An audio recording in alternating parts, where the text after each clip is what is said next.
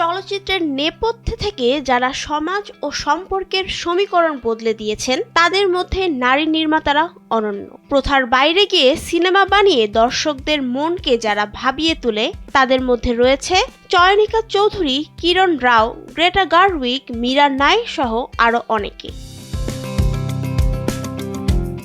বাংলাদেশের নাট্য জগতের সফলতম নির্মাতা চয়নিকা চৌধুরী তার প্রথম চলচ্চিত্র বিশ্বসুন্দরীর মাধ্যমে বড় পর্দায় নিজের মুনশিয়ানা দেখিয়েছেন। রোমান্টিক আবহে পারিবারিক টানাপোড়েন ফুটিয়ে তোলায় তিনি সিদ্ধহস্ত।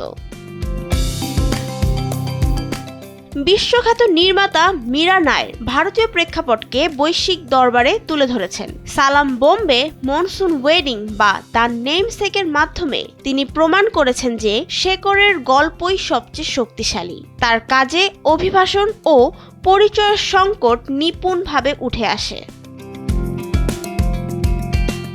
প্রথাগত ধারার বাইরে গিয়ে ধোবি ঘাট বা সাম্প্রতিক লাপাতা লেডিসের মাধ্যমে কিরণ রাও সামাজিক বৈষম্য ও নারীর নিজস্ব সত্তার খোঁজ করেছেন। হাস্যরসের মোড়কে গভীর জীবনবোধ ফুটিয়ে তোলাই তার সিগনেচার স্টাইল। এদিকে বারবি, লেডি বার্ড, লিটল উইমেনের মতন সিনেমা বানিয়ে গ্রেটা গারউইক নারীর মননকে ভিন্নভাবে উপস্থাপন করেছেন। জো মার্চ, লেডি বার্ডের মতো চরিত্ররাই নারীর বাস্তবতা।